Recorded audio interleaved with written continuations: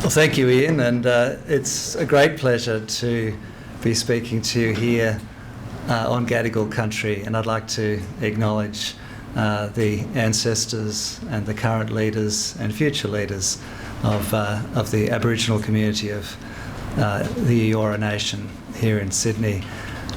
It is a great pleasure to be back in the city of my birth as well. China has perplexed people for thousands of years. Outsiders have always been confused and bewildered by China, and these times that we're in are no different, I think, in that respect, that people who have not been to China, who have not spent time in China, find it incredibly bewildering. And those of us who have spent time in China, and I acknowledge Jocelyn Chey here and possibly many others of you, Peter Petzitich and others in the room who have spent significant periods of time in China, often we find ourselves also bewildered and perplexed. It's a complicated place. And at this time, this is an obvious thing to say, but but it has to be said, we are in a time of seismic change. And it's not just about China, but we've got these seismic shifts occurring all at the same time, not necessarily intimately related to each other, but they are all happening at the same time. So we've got this crisis, I think, in the West. We've got a crisis of identity and of our political values. We have this shift towards ethno-nationalism and a crisis of confidence, I think, in the West. I think in China we have a growing hubris and confidence in their eyes. I think in Russia, obviously, we have a crisis, which we don't have time to go into tonight. But not only in the world of geopolitics, but we've also got a seismic shift in the global economy, and that is very much about China as well. The shift away from an American and European dominated international economy to an Asian dominated international economy. And then of course we've also got climate and all of those other things going on. So it feels like we are in a perfect storm of change, and it feels like China is a central player in all of this. So it seems that we ought to try and understand what is going on, to try and understand China and to try and develop strategies for dealing with it. Now, sadly, a normal human reaction in time of crisis is to circle the wagons, right? Usually we respond to something that feels like a crisis with a fear or a process of closing down our thinking, our critical thinking, and digging in to a defensive posture. We all do it as human beings in our interpersonal relationships, and nations do it as well. A time of crisis is a time of creating a binary. We are the good guys and they're the bad guys. And so we are also in this period, I think, of oversimplification. After a long post-Cold War period in which the world became ever more complicated and ever more interdependent, we seem to be experiencing this giant closing of minds. And when I say that, I'm not just talking about the West, I'm talking about everywhere. We seem to be reducing ourselves to this period of closing our minds and thinking that the only solution is a binary. Now, binary, of course, leads to conflict. And so if we're on that course, that would be, from any perspective, the worst case scenario. So the reason I wanted to write this book and wanted to conduct the research that underpins this book is that I remain fundamentally convinced that there are always options, that there is always a spectrum of strategies that leaders can take, that nations can take.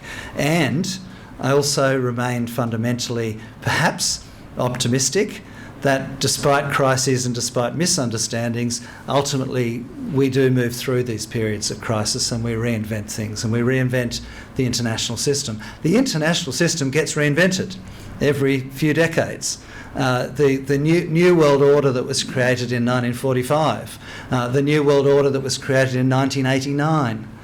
We're in a process again of a new world order evolving, but the difference is it's not being determined by the West this time. And so that's the crisis, I think. I think that underpins why we need to think about what does our internationalism mean, what does the international system mean if it's not completely dominated by the West, and do we have to respond to that with fear and threat, that therefore that's a threat to us, or is there some other way of thinking about this? Is there some realist and yet still optimistic way of thinking, could actually you have a multipolar world? Could you have the next world order in which multiple powers have a place, feel that they have a place, that they're being listened to and they're able to negotiate and do deals and find a way to solve international problems collectively rather than through the old-fashioned geopolitical contest? So we're in a phase where it seems like geopolitical contest is our only direction. We're in a phase in which those people like me who say, hang on, there might be other options, are often depicted as being naive or idealistic. I wanted to question myself as much as anything in researching this book and writing it. Is it idealistic or is it realistic? This is a very important question, both for me to ask myself, but also I think for all of us to think about. Is it realistic that we must head blindly into conflict? Or is it actually more realistic to think that we can find some other way? Well, it would require agency for a start. So it would require leaders and nation states to have agency, to be able to think for themselves about their own national interests and to find their national interests through interdependence and through collaboration. That's what it would require to rethink things. That's not such a big call because that's actually largely what we've had since the end of the binary Cold War conflict. When the Cold War ended, when the Soviet Union collapsed, and when you had the standalone hyperpower of the United States, you actually had the opportunity for a diversity of nations to pursue their national interest. You actually had an overwhelming philosophy at the time of building deep economic interdependence and building stability. Now, there were exceptions, and there were appalling exceptions, the wars in the Balkans, the wars in Africa, etc. And there are current exceptions at the moment that are appalling examples of conflict.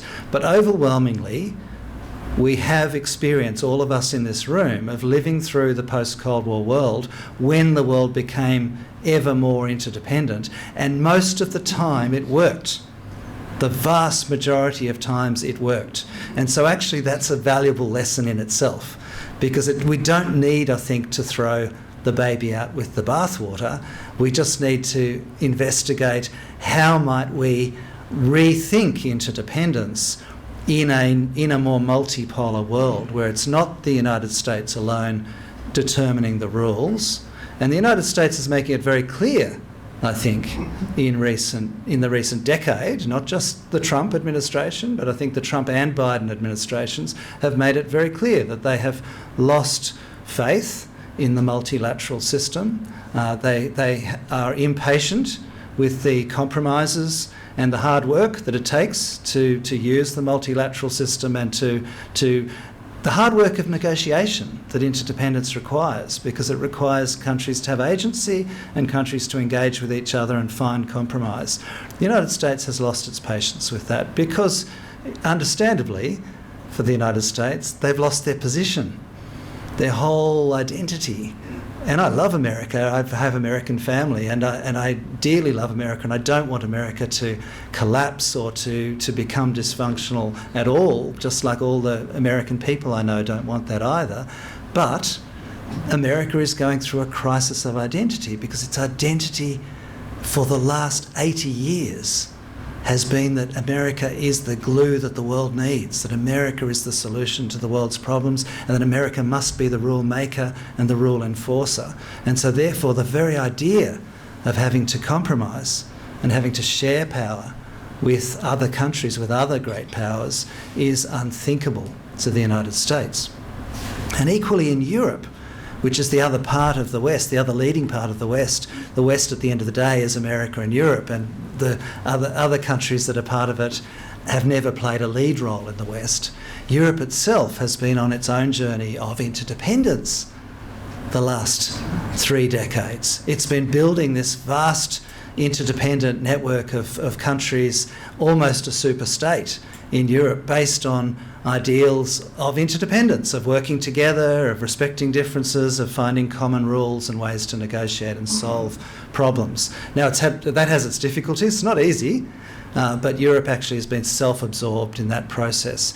Interestingly, Europe, which had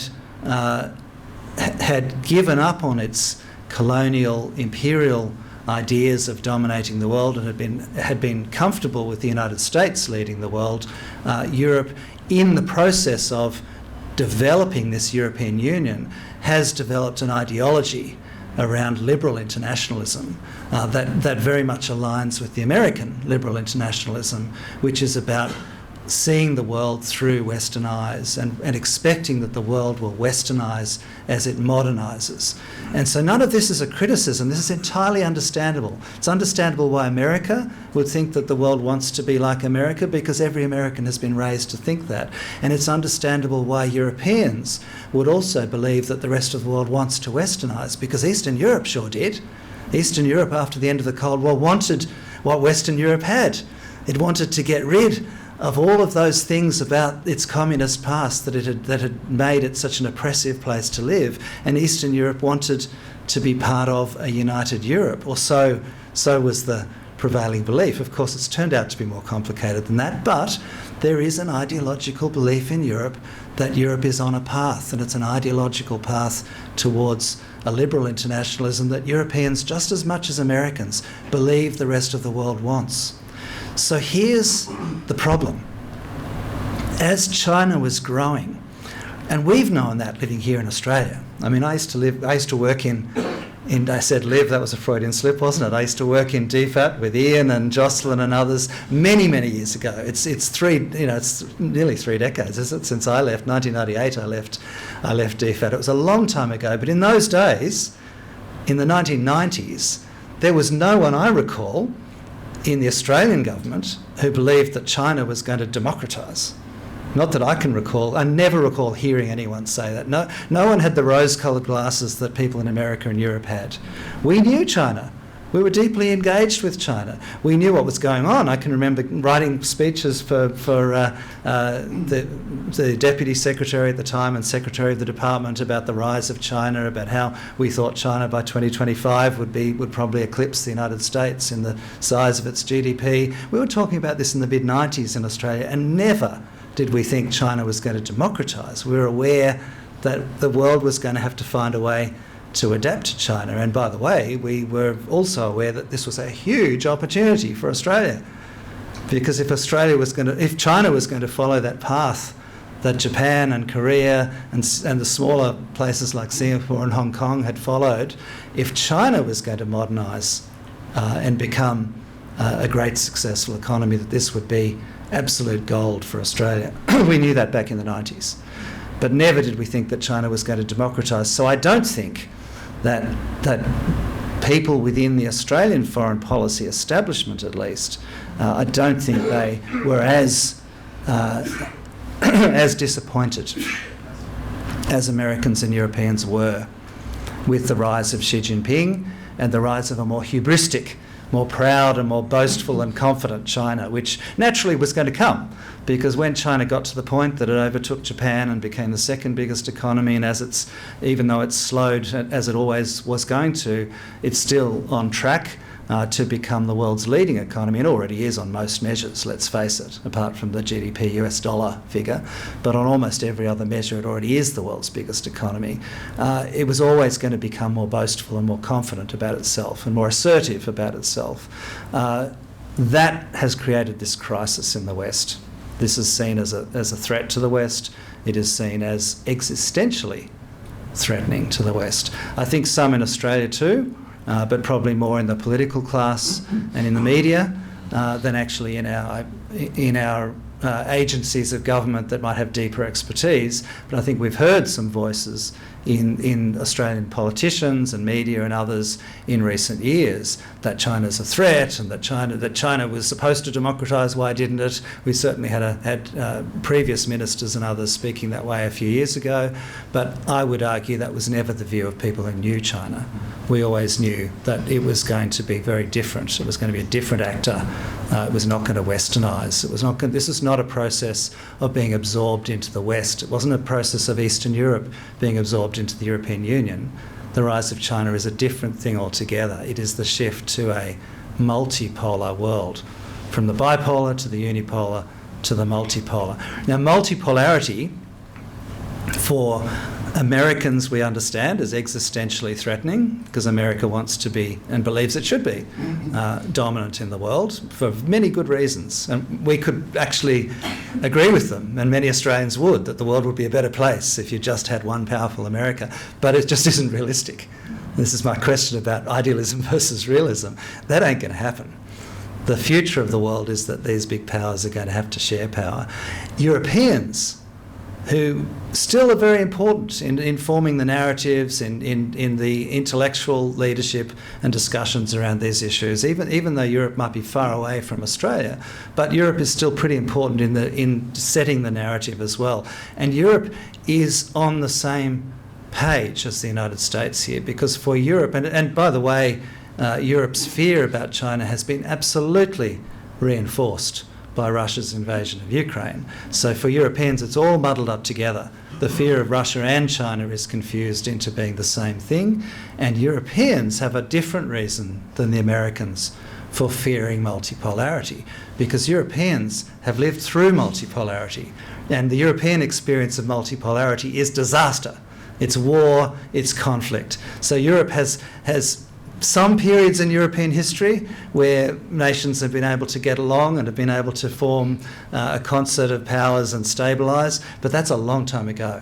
It's not in the living memory of Europeans. Europeans remember multipolarity as being disastrous and chaotic. So rather like Chinese remember instability as being chaotic. So Chinese value stability and order in the same way that Europeans value American power and Western power and are fearful of a multipolarity. They're fearful of a more powerful Russia for very good reason, and they're also fearful of a more powerful China because multipolarity to Europeans means crisis and chaos and war. Now, when you look at this through Australian eyes or eyes of the region, when you talk to scholars or political leaders or business people, as I did in my research, from across Asia, and when I say Asia, I mean Asia is a big place and doesn't mean very much, but from Central Asia, from Georgia and Armenia and Kazakhstan, across to South Asia, to India, Bangladesh, to Pakistan, to Southeast Asia and Northeast Asia, there are some pockets of a belief in a bipolar contest, and you'll hear some of that in India, you'll hear some of that in Japan, you'll hear some of it in Korea. But in most of Asia, as a broad generalisation, but in most of Asia there is much more comfort with multipolarity. You talk to someone in Kazakhstan, which rather like Australia is a resource-rich country. It has the potential to be quite wealthy, but poor old Kazakhstan hasn't got the very beneficial geographic location that Australia has. Poor old Kazakhstan's stuck, landlocked, and it's right there beside Russia and beside China. And so for Kazakhstan, the last thing they want is a unipolar power or a hegemonic power. They don't want a hegemonic Russia again. They've seen that. They've experienced that.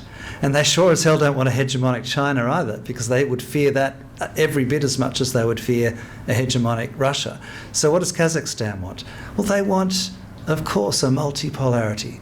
They're very anxiously engaging with the United States, with Europe, with Iran, with everyone around to make sure that there is a multipolarity in that part of the world. And of course we know that's the case in Southeast Asia. Of course we know that's the case in the Pacific Islands, right next door to us. Nation states that have a sense of their own agency and a sense of their own interests are very actively developing strategies now for a multipolar world. They're developing strategies to have good relations and to benefit from their relationships with multiple powers. There is no one in Singapore, there is no one in Fiji, there is no one in Kazakhstan, as I said, who is thinking they just want one power. They just want the United States, or they just want Russia, or they just want China. They don't. Most of the world, in our part of the world, most of Asia, wants a multipolar world, because multipolarity in Asia, not like Europe, but in Asia, in our part of the world, multipolarity has the best chance of peace, because actually we've got multiple powers. We've got a big China, growing China, but we've got a big India, a growing India. In the future we have a big Indonesia. It's going to be the fourth biggest economy in another 50 years. And 50 years, as some of us age, is a short time. It comes around very fast. So by later in this century, there is no doubt in the world, unless something goes wildly wrong, unless there's some cataclysmic change, but the track that we appear to be on is that by later in this century, probably even by mid-century, the world economy, and certainly this region of the world, is going to be dominated by a powerful China, a powerful India, a more powerful Indonesia, and of course ASEAN as a whole is becoming more important as a group of countries as well. And of course we still have Japan and Korea, we have Vietnam growing, we have a multitude of powers, and it is not in the interests of any of those for there to be one hegemonic power. So here we are with this narrative in the West, in the US and European-led West, that multipolarity is a threat. And here we are in the European and American-led West, disappointed with China. Why didn't China follow us and become a democracy? So I think we've got to step back. Those of us who are not in Europe and America have the capacity to look at this a little bit differently and to develop agency. I mean, we right here we are today, we have our Prime Minister in Beijing, in China for 6 days. It's a solid investment of time, isn't it, for an Australian Prime Minister to spend a week in China. That is longer than any other Western world leader has spent in China in recent years. And possibly, I haven't checked this, but I certainly have checked it in recent years since COVID, but you could probably go back even further. I doubt that a French president or a US president or any other comparable Western leader would have spent a week in China. So here we are trying to build a relationship with one of these big emerging powers, and probably the most important one for our economic future and for our security.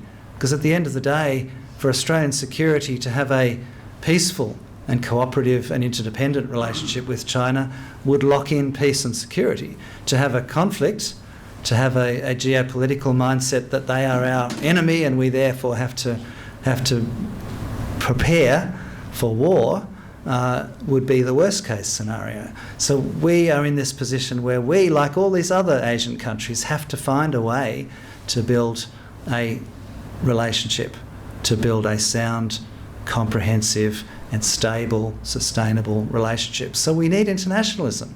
We need to actually go back and rethink what were the things about the liberal internationalist era that we want to hold on to. Well, one thing Australians always talk about, and that I know I'm deeply committed to, and probably everyone in this room is this idea of a rules-based order. Absolutely is critical for Australia. We need to have predictable rules. Our businesses need to have predictable rules. Well, luckily, we have free trade agreements and we have regional free trade agreements with all of our major trading partners in Asia. So we've got that, but we need the diplomatic work to make sure that those relationships don't sour and that countries don't start breaking those rules. But actually we've got the basis, we've got the platform, so we need the strategies to make to make that sustainable. And this is this question about sustainable. It also, the other meaning of sustainable, of course, that's so important here, is that we've got some common challenges. And here again, studying a PhD and talking to researchers and going to academic conferences, as well as the other engagements that I had with political leaders and others, I've found that the question of climate change is always put in a drawer as a separate issue. People don't seem to be able to integrate it into foreign policy. There doesn't seem to be a way of even integrating it very sensibly into economic strategy. And here again, China is kind of pushing us in the direction that we're going to have to, because China does have a strategy for the green economy. It is doing it. It is pumping out those the solar power, the electric vehicles, the investment in the smart manufacturing, smart digitally and AI-driven smart manufacturing based on green energy that is going to completely change the business model of manufacturing. And if we're not careful, China's going to be so dominant in manufacturing because it is going to make that shift to the green economy a generation before the rest of us. And this is terrifying, of course, European manufacturers. If you're manufacturing cars in Germany, you might be really worried because, 5-10 years' time, it's hard to imagine how European cars would compete with the electric vehicles that China is now able to produce so cheaply and that are just going to make so much sense and will be so dominant. They're already dominant in places like Norway. It's not going to take long. It'll be the blink of an eye. And this will be the norm around the world, will be these new green technologies that the rest of us have not been investing in nearly as strategically and as rapidly as China has. So we need to, I think, integrate thinking about this climate shift and the new economic strategies to adapt to climate change and to try and resist climate change as well. But it seems from the UN climate scientists that we've almost lost that fight. It might be about adapting rather than preventing climate change, but we are going to have to shift our economy. And this has almost been sidelined in our debates in the West, which again we've been focused on all these ideological battles between the far-right argument that climate change is crap, as Tony Abbott famously said, and others who get depicted as being green or idealistic or somehow distorting the science. It's no distortion. I was the vice chair of the United Nations Sustainable Business Network, and we were briefed by the scientific panel that briefs the UN. These are esteemed scientists who represent 98% of scientific opinion. It is not crap. This is happening. And you only have to talk to people in the Pacific Islands, who Australia used to lecture a few years ago. We have to be very careful not to lecture them because actually they are telling us the truth. They're already seeing it. Islands are disappearing. So we somehow have to deal with this cataclysmic, potentially, threat to the international order, because this is about foreign policy. This is about the international economy. Once climatic changes start to impact San Francisco and Sydney, as they will, and it'll probably be after they've destroyed Dhaka and other low-lying cities, but once climate change starts to seriously impact us, I mean, we had climate scientists briefing us on, potential events that would create 8-metre rises in the sea level. And we see the melting of the polar ice caps. We see this happening, but we don't want to talk about it because we don't integrate it into our international relations or into our international economics. But it's critical. We've got to address all of this at the same time. So it brings me to this point about common challenges, that sustainability, a sustainable internationalism, we need to harness people's optimism about activity, about agency. If we can actually be agents of our own destiny as human beings and as governments, which we've always proved in the past that we can, there's no reason why we can't again, we would need to harness people's potential. We need to have some new model. So the model everyone's telling us today is geopolitical conflict. We've got to move towards conflict. We've got to batten down the hatches, and it's all about military spending, and that's what it's all about. I advocate military spending too, but you've also, at the same time as having military spending, you've got to have a strategy for the common challenges, and that would bind us together very well.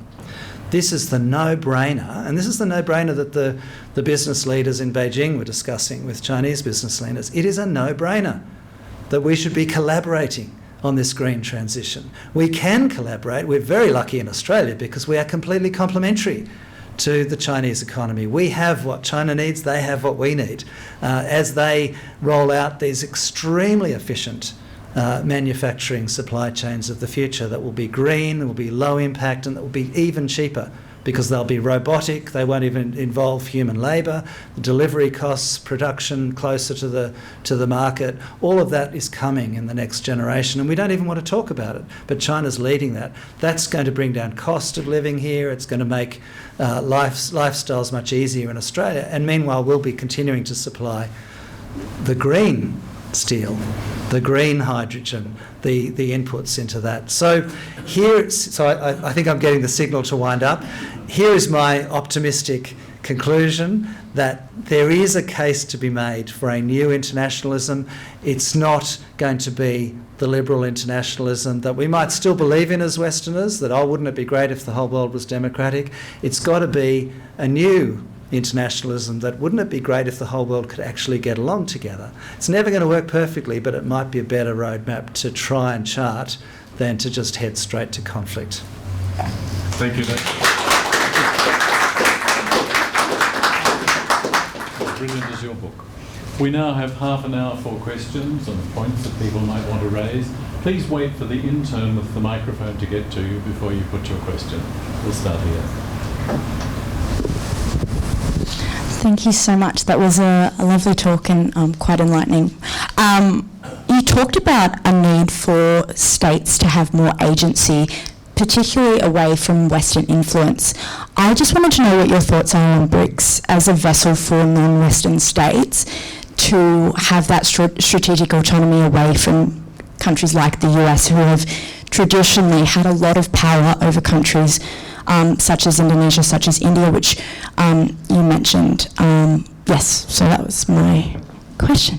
Thank you. I think it's a very interesting one. I mean, there is a plethora of these new institutions being developed at this time because we are moving into this new era, if you like, to use the Chinese language, and the emerging powers, largely, of course, China and India led, but there are many others, and they all have agency. They all are looking at these questions from their own national interests, and the countries that are joining these new institutions are looking for a world order that is not Western-led, and so they're creating parallel institutions, they're creating new institutions. So again, our natural inclination can be to see this as a threat to the world order that was created in the post-World War II era.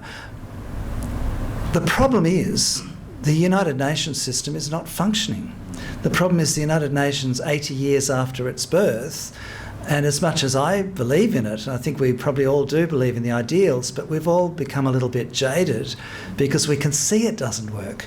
The structure of it doesn't work anymore, so that structurally it would need to be reformed. And this is the point that these emerging powers are making by creating parallel institutions. They're making the point that actually the UN system isn't working. And so reform of the UN is critical, and I think we'll see more and more push from these emerging powers to reform the UN, but how they will agree on that is, of course, the challenge, because the Security Council and the permanent members, that was all designed as a result of a cataclysmic war and the victors of that war. If we're going to design a new Security Council, and we're going to do that through peaceful negotiation, it's going to be pretty tough because, China will veto something, India will veto something. No one's going to agree on just who should be in the new Security Council, how should those multilateral agencies work. And in particular, as I mentioned, the lead player in the system, the lead country that really led the development of that system, and many other countries played a role, Australia played an important role, but America at the end of the day was the lead actor in the multilateral system, has lost faith in it itself. and is actually defunding it and undermining the World Trade Organization and others. So this is deeply problematical for the existing multilateral system, and I think we will see more of these parallel organisations created. I looked in my book at a case study. I deliberately looked at a best case study because I also looked at some other worst cases and others, but my best case was the Asian Infrastructure Investment Bank. And it's a very interesting example of a new institution, a new multilateral institution that China created, that the United States saw as a threat and still does to this day and still demonises it.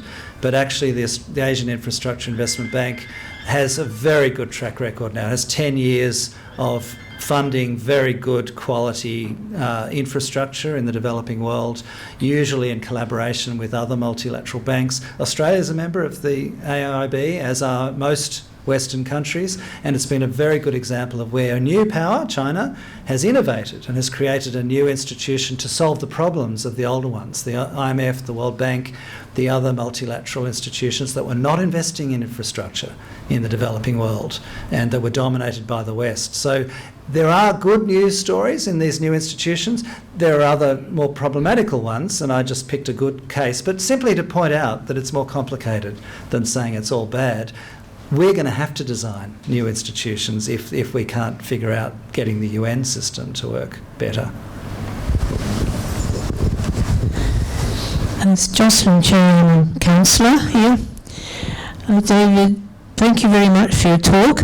I think Ian and I are probably maybe the only two people in this room who've read your book.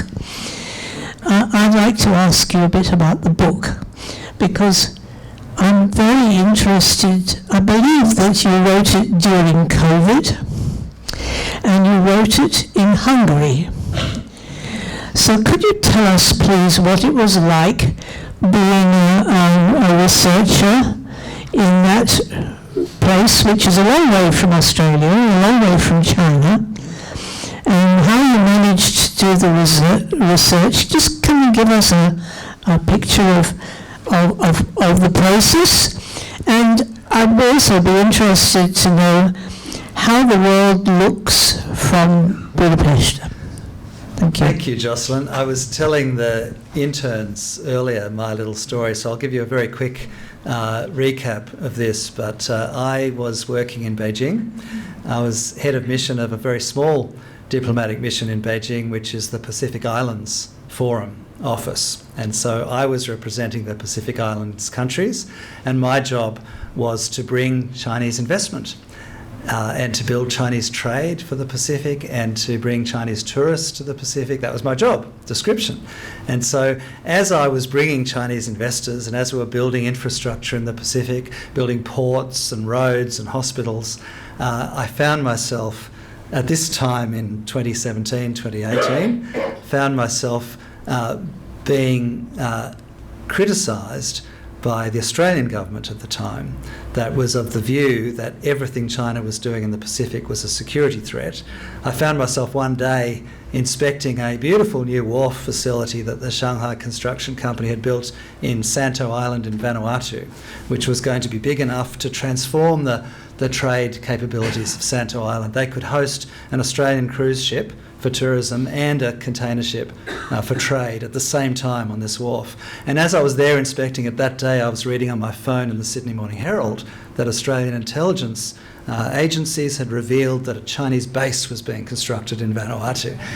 And so it led me to think, what is going on? You know, was I not privy to something? Because of course many years since I used to have a top secret security clearance in DFAT, I have no idea what these intelligence agencies knew, but from what I could see with my own eyes and from the work that I had done with the Chinese partners and with the Pacific partners, I couldn't see any evidence that this was about security at all.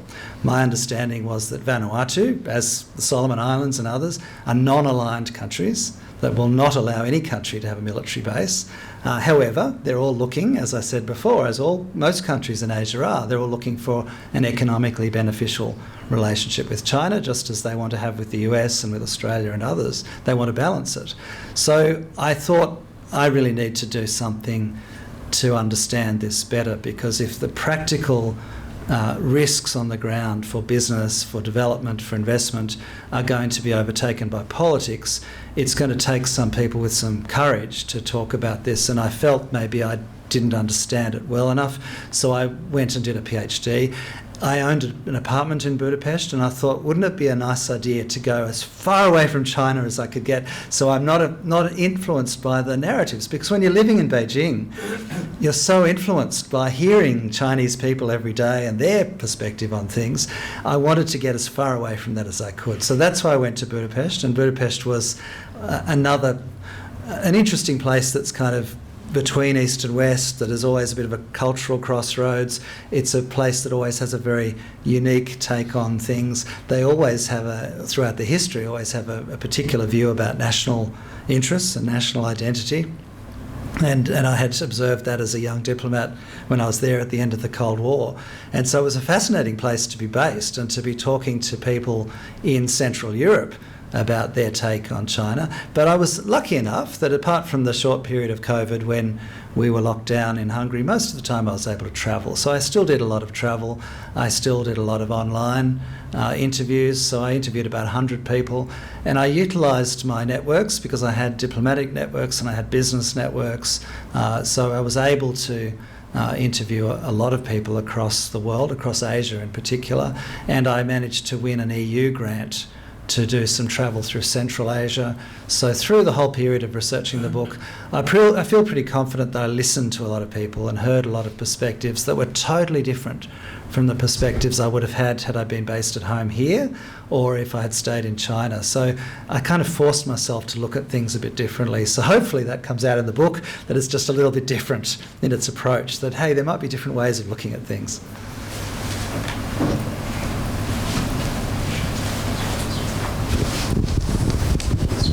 Thank you, David, for your insights tonight, and congratulations on your book.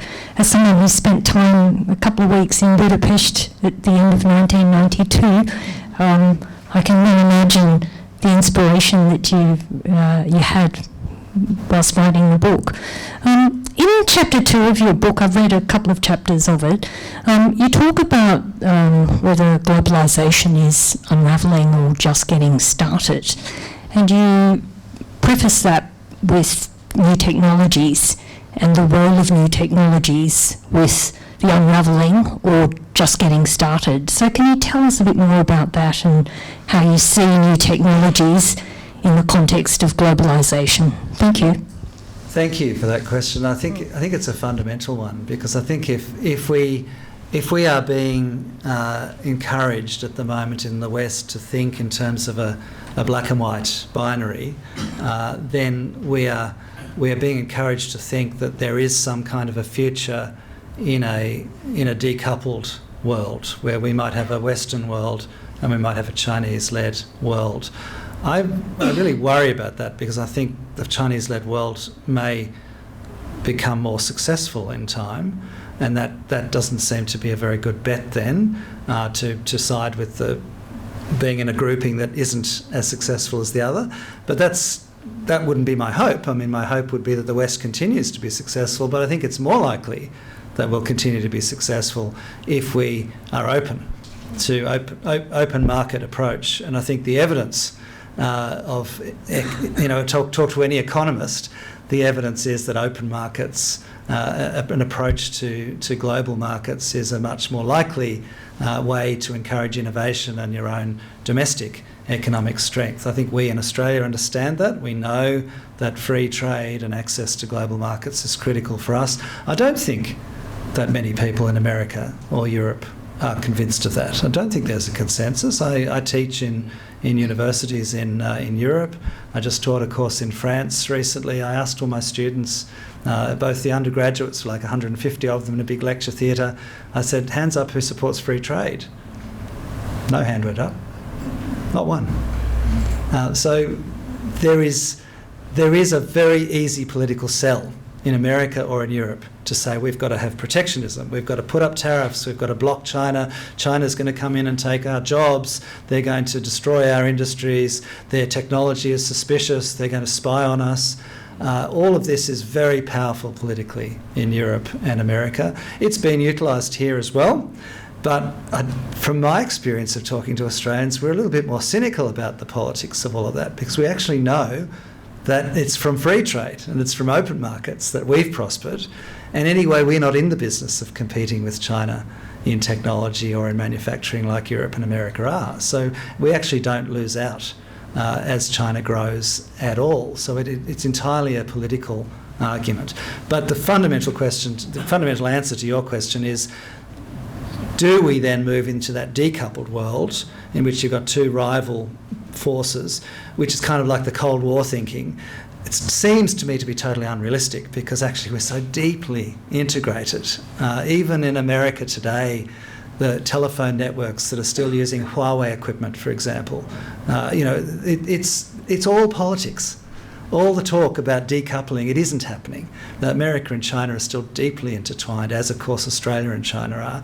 So much more likely that we're going to continue to be entwined in a globalisation. And I would argue that China's strategy is not to decouple. China's strategy, however, is out of fear that it will be punished by the United States. They're certainly battening down the hatches, and they're certainly building their national capacity to look after, to be more self-reliant, because they're not self-reliant in food security and many other areas. So China is deeply committed to being more self-reliant, but it's also deeply committed to its international engagement, because it knows markets work, because it has learnt since 1979. It has transformed the lives of Chinese people. Every Chinese person knows that openness to trade, global markets are in China's interest. China will continue to grow, even at a lower pace. China will be dominant in global markets into the future, even more than it is today, if it continues on that trajectory of approaching things with an openness. And if the West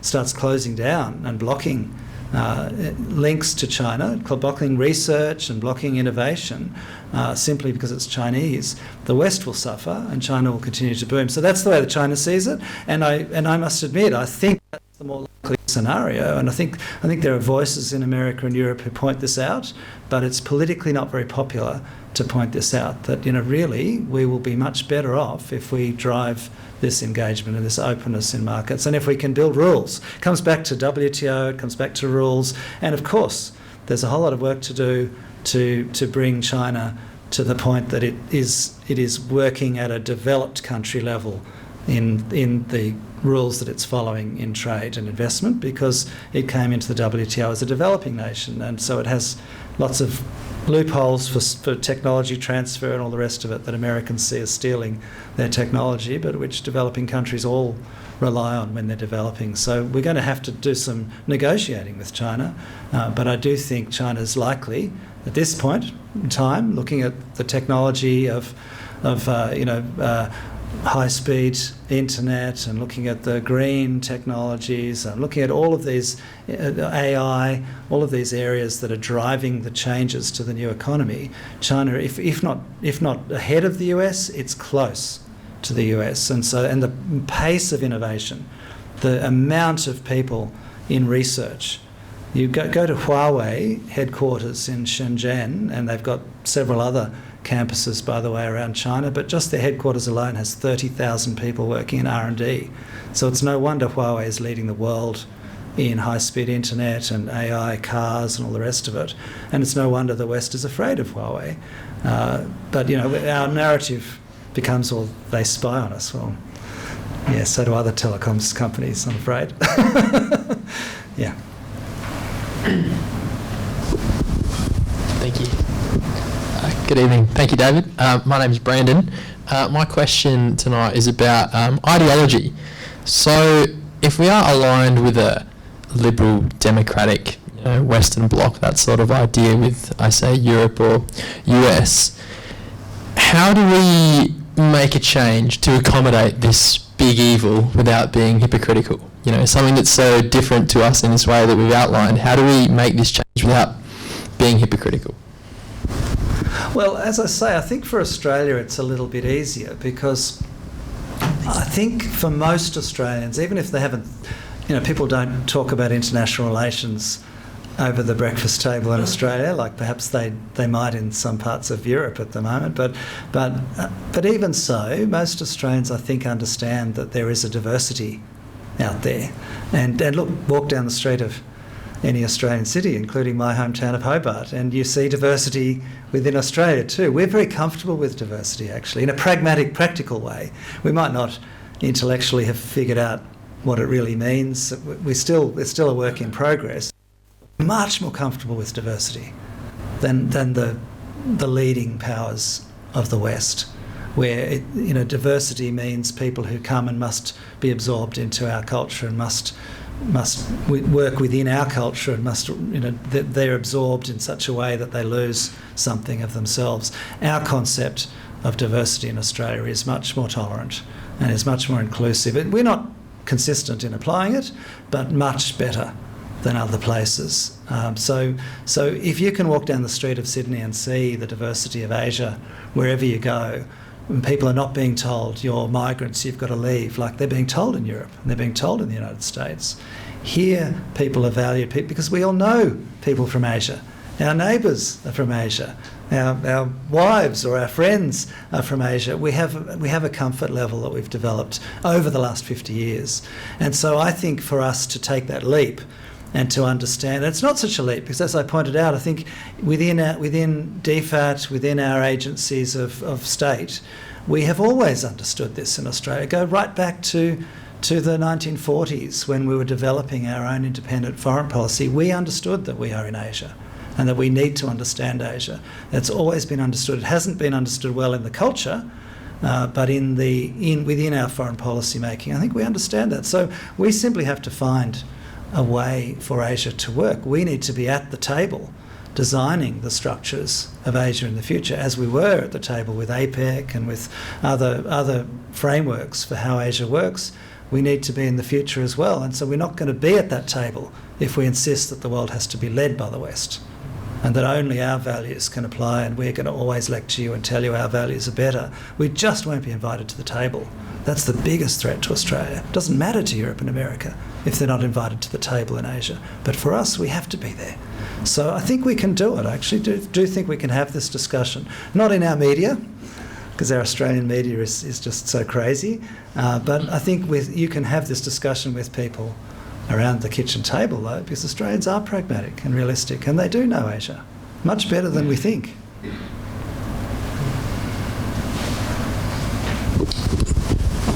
Thank you, David. I got two questions. One's related to your statement about the growth of Asian countries. I remember the late one you said 30 years ago, in 50 years' time, China will be number one. And I didn't believe him.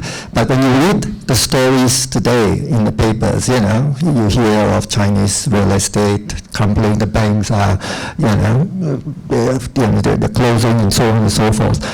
How certain of you when you say that in 25 years the top 5 economies in the world, 4 will be from this region? That's the first question. The second question is, I think it's also a given that our prosperity, Australian prosperity, has been underwritten by China and Japan and Korea over the last 20-25 years. I think that's a given, that's a fact, that our exports have been going up in that region. My question then is, how do we sustain it? Because I think Gough Whitlam tried to embrace Asia, it didn't last very long, and then I think the whole Keating government tried to do it, and so how can we be on a more sustainable path? Thank you. Yeah, look, nobody can ever predict the future perfectly. It's always trends that we talk about if we try and predict the future, right? And so the trends that we've observed in East Asia, the trends in with Japan, with Korea, with Singapore, with all of those that have opened their markets and have pursued export-based growth, and that have invested in education and infrastructure and have had a state-led approach to having long-term thinking about positioning themselves in the global economy, that has been so successful in Asia. And this, again, is not understood in the United States or Europe. That's why it was fascinating doing this research, living in Europe, because talking to Europeans, they don't think about Asia on a day-to-day basis. They think it's an obscure place a long way away and full of poor people. And their image of China is people are still eating a bowl of rice a day, So they're missing what we know here in this part of the world, that economic development model that was pioneered not by China but by other states in East Asia is now being applied by China. And China is applying it with its own party-state approach and all the rest of it, but it's the same fundamental principles. And so China still has hundreds of millions of people in poverty. It still has a desperate need to bring a large portion of its population up to the level of a middle-income country, and it is on a course. It has a long-term strategy, and like it or not like it, the fact that it's an authoritarian government, but so, by the way, are many governments in Asia, it has a long-term strategy, and that strategy is by 2049, by the centenary of modern China, to be a developed economy. And so they are pursuing that in every way they can. They need to slow down the property bubble to do that. They need to develop more of a demand-driven economy. They need to work on getting better innovation. And of course, there are challenges with that in some areas because of the authoritarian model, but in other areas, in engineering and in technology, the authoritarian model seems to work pretty well. So I think it would be very difficult for anyone who knows China well to expect that that's going to fail. There will be problems, and there are problems, and China's going through a funk, a depression period, mental depression period. People are very feeling like our businesses are closing, opportunities are not there. But the long-term trend is still a pretty solid one, and the growth level, of course, has dropped to 5%. But you have to be living in a think tank in Washington or Brussels to have the view that China's going to collapse tomorrow. George Friedman, famous geopolitics professor, he came to Budapest when I was doing my research, so I had a great chat with him, and he said, China's going to collapse. And I said, oh, really? How do you know? Oh, look, I wrote a book about Japan, and Japan was going to collapse. And I said, oh, how many visits did you make to Japan? He said, oh, no, I've never been to Japan. And I said, how many times have you been to China? He said, I've never been to China. So I invited him to China. And I said, well, next time I'm there, come. And I took him around. I drove him around Beijing. I showed him Sanlitun, the fabulous shopping centre of Beijing that's like Fifth Avenue or, whatever. He couldn't believe it. He was absolutely gobsmacked. But he was insistent, no, but it's all going to fail because it's communist, because it's not a true free market. Well, it's not a true free market, but where is there a true free market? But I'm very sceptical of people who haven't been to China and who have the view it's all going to collapse tomorrow.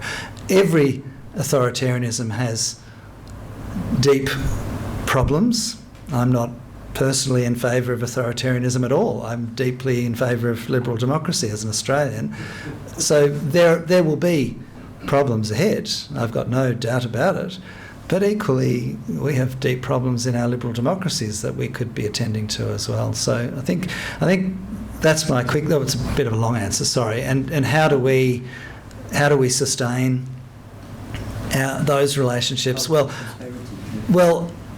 I think it is about, it's what we're doing right now. It's what all those business leaders are doing with the Prime Minister right now. We've got to sit down and we've got to map out and negotiate with agency, with our national interests in mind, how do we benefit and how do you benefit, and find the mutual benefit. We've had no problem doing that for the last 30 years.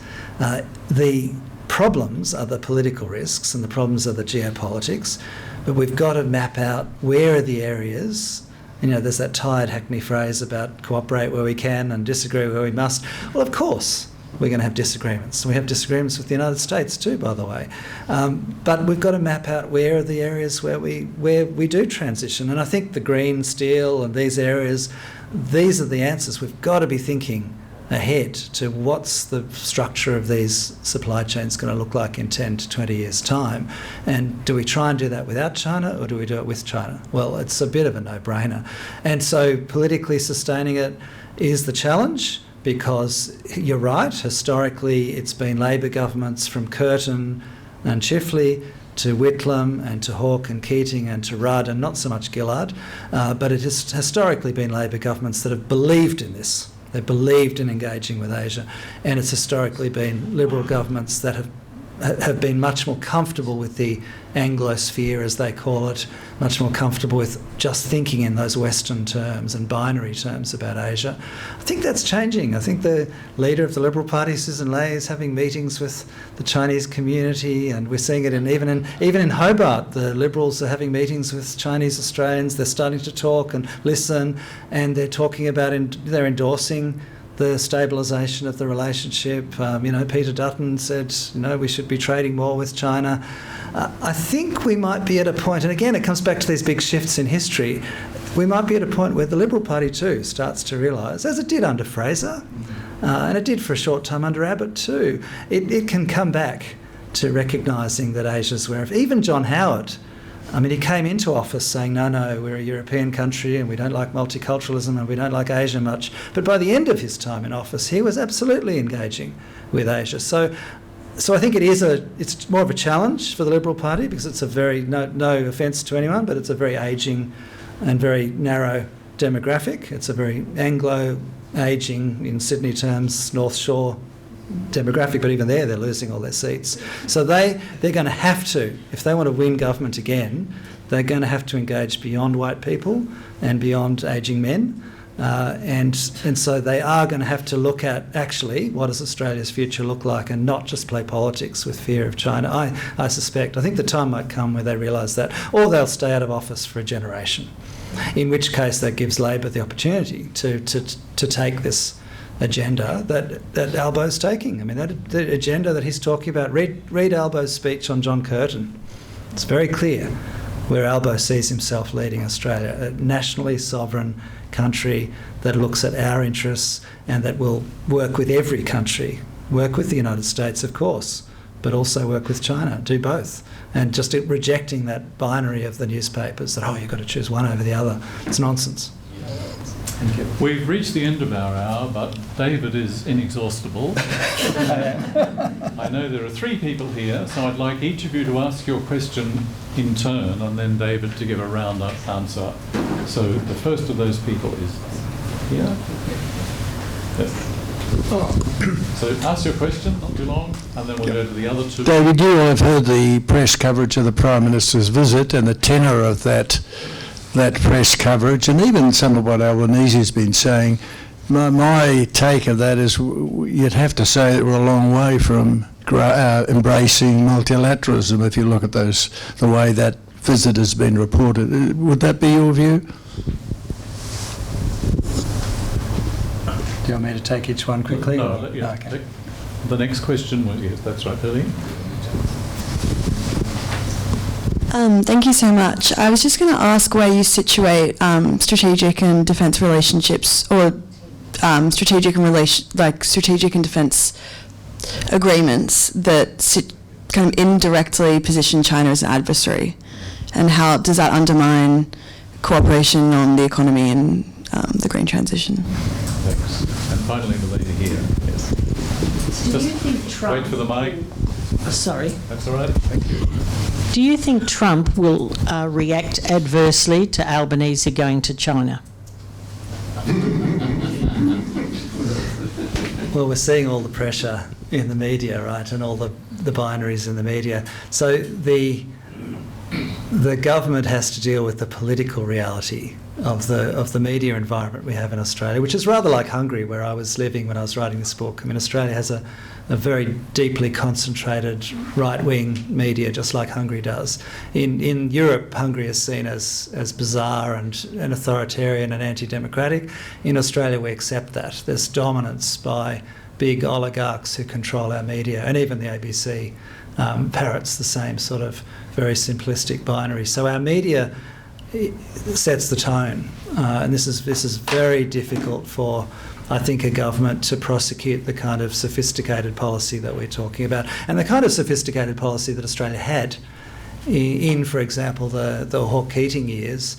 The media was still more diverse in those days, and there was not the shrill anti-internationalist view that we now have pushed down our throats every day by the Australian media. So that's just the political reality.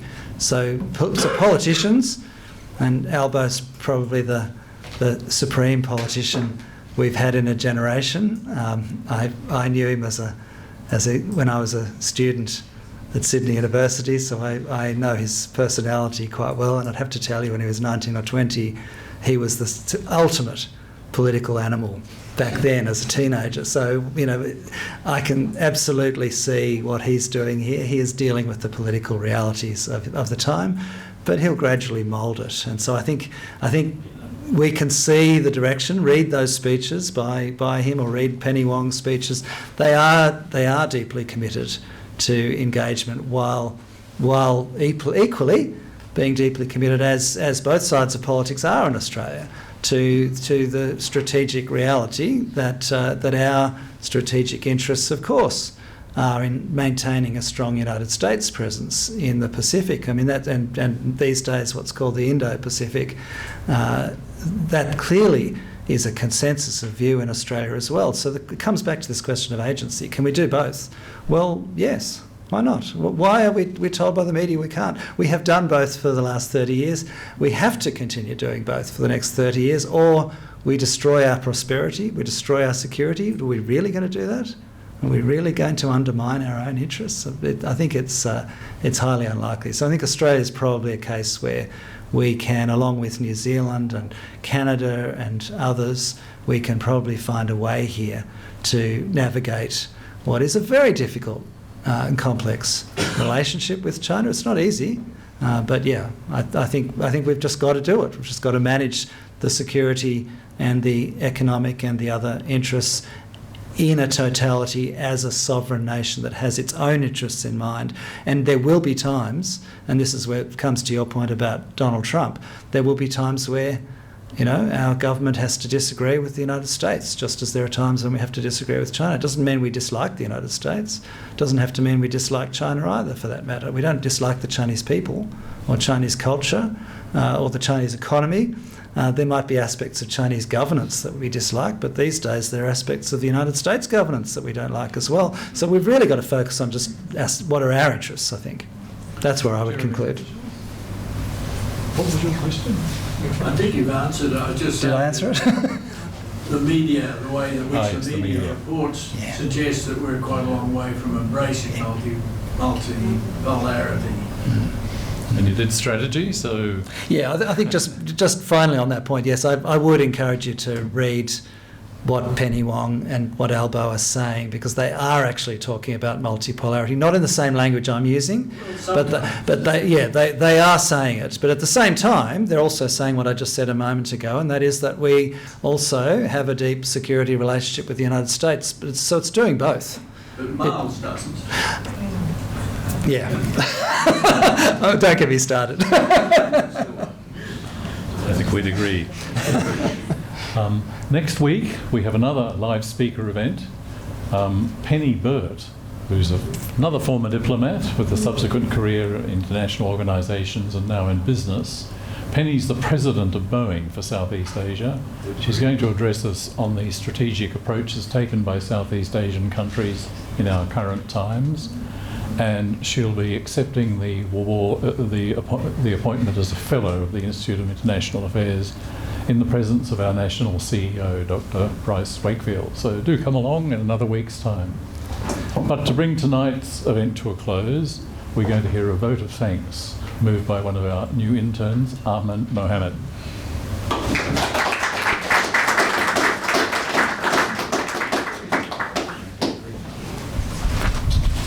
Thank you. I think we can all very much agree that this was a very illuminating address this evening by David Morris, whose account of national histories and national ideologies has helped us understand the perfect storm of change that we're in, but also helped explain the awful and sometimes clouding fear-mongering that has come with our shift to multipolarity. On a personal note, I think that David Morris has really helped me concretize my own studies in how we should view national ideologies, specifically looking at them critically when they are broad and when they are unnuanced. I think David has given us really great answers to every single question, even that final round of questions that was very rushed, but nevertheless very excellent. And I think has provided us ultimately a timely reminder that our leaders must exercise openness, agency, optimism, but also must put in the hard work of collaboration to help us shift to this new world of multipolarity. And so thank you very much, David. I move that we express our thanks for his address with a fantastic and loud round of applause.